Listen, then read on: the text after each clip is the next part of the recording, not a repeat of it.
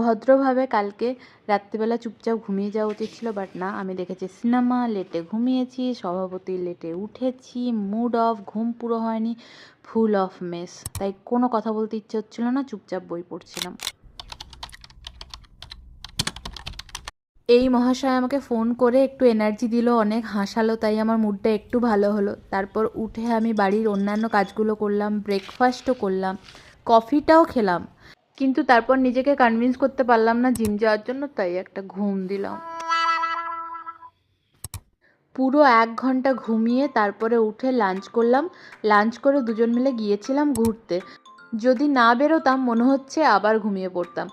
But I am so proud of my self today, কারণ আমি এত ভালো ভালো খাওয়ার অপশানস পেয়েছি, কিন্তু শুধুমাত্র কোল্ড কফি খেয়ে ভদ্রসভ্য মেয়ের মতো বাড়ি এসে ডিনার প্রিপেয়ার করেছি, তারপরে গল্প করতে করতে খেয়েছি। শুরুটা হয়তো ভালো হয়নি, বাট শেষটার জন্য I am so happy. Bye bye.